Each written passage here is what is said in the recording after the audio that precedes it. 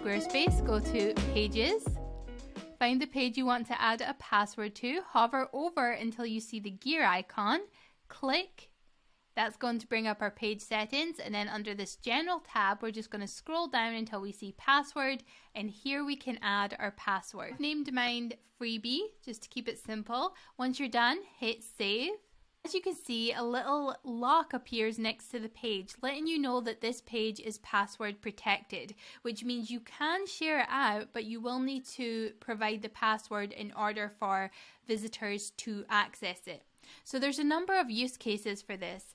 In the example here, I've got a resources page. So this is where you would share all your freebies. And what you can do is create an opt-in page with an email sign up, and in the welcome sequence, you can share a link to this URL and also grant access to the password.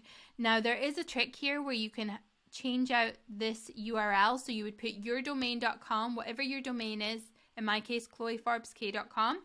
/ you would put the page URL, in this case it was resources, and then where it says password equals insert password, you would switch out insert password to whatever password you added, and that way, and it is case sensitive, I should note that it's case sensitive, and that way when you share that link, visitors will be able to log in automatically and have access to that page.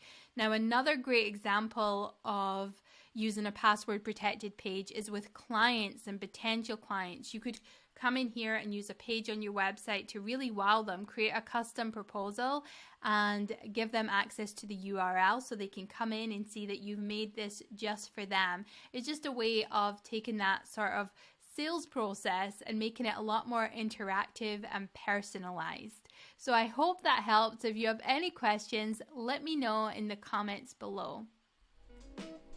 Hey, if you like this video, there's a good chance you'll also like this one.